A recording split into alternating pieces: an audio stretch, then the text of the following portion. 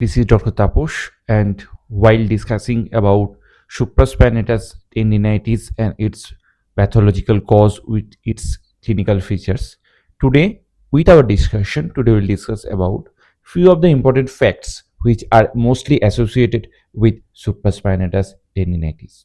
Already we have covered different areas of supraspinatus tendinitis, and people came to know different biomechanical and pathomechanical aspects of supraspinatus tendinitis.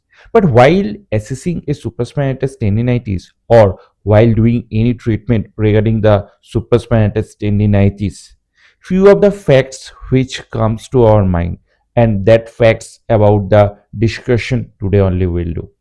The fact number one: does the supraspinatus tendinitis it's a acute condition or it's a chronic condition? If the player or the person comes after 1 year also, does the patient or the player be in a condition of acute or it is a chronic condition? If it is a acute, why it is called as acute after 1 year also? Because as per the definition, we know any condition which falls most of the 10 to 15 days and chronic, and that comes under the part of a chronic condition. Then why post 1 year of injury also the supraspinatus tendon falls under the part of acute condition? Number one.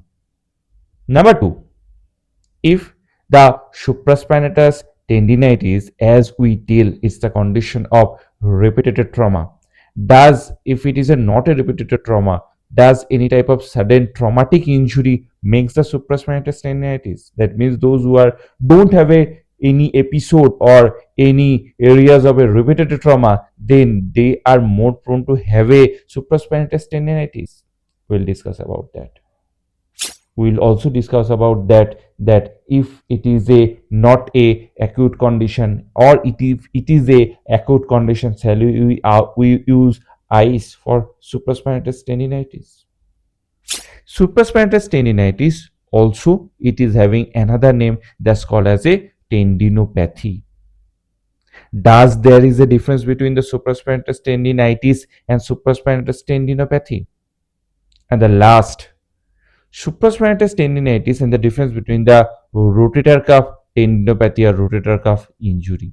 So we'll discuss about these 5 important points. So the point number 1, does the supraspinatus tendinitis comes as a part of a acute or it comes as a chronic condition? First of all, we need to understand about the occupation or the hobby of the person who has injured their supraspinatus tendon. If it is a player and if they continue doing the same activity post injury, although the injury it occurred a year long before, then also supraspinatus tendinitis falls under the part of acute condition. So remember, if you treat the supraspinatus tendinitis for a player and they have continued this type of gaming activities throughout this period, it falls under the acute condition only. Then who are more prone to be in a chronic condition? Those who injured their supraspinatus tendon not because of the repeated trauma, because of sudden traumatic injury. Example, just holding a bus rod and suddenly there is a jar and there is suddenly is having an internal rotation, and because of that the external rotator, mainly the supraspinatus, has a pull, then that condition after a few days it will go in a chronic condition. In a chronic supraspinatus tendinitis, we see the patient comes with a pathology of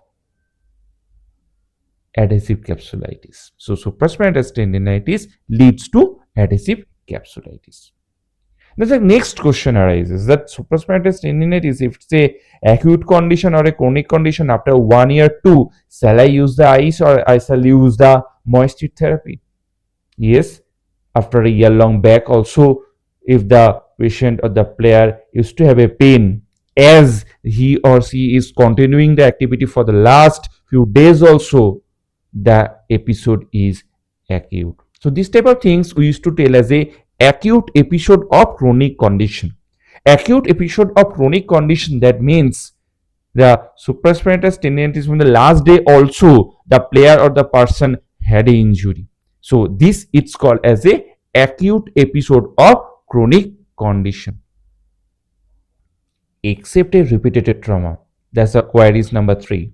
Except a repeated trauma, does the supraspinatus tendinitis used to have a injury? Yes, not only for the repeated trauma, even a sudden sort of injury. Suppose you are doing any type of, you are just holding a bus rail and suddenly there is a stop, or suddenly you are trying to lift any of the hand heavy object like a weightlifting, and suddenly there is a rotation, there is a chance of having a supraspinatus tendon to go for the injury. So we came to know that not only the repeated trauma, again a sudden biomechanical faulty position of a tendon that might make a supraspinatus tendon to go for the injury. And the last queries of your people, that is, what's the difference between the supraspinatus tendinitis and the rotator cuff tendinopathy? Remember, supraspinatus tendon and the other rotator cuff, like a part of a C screw, infraspinatus, teres and the subscapularis.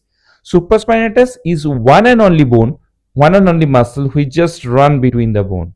But the other muscle group whose tendon does not run between the two bones, these two go separately.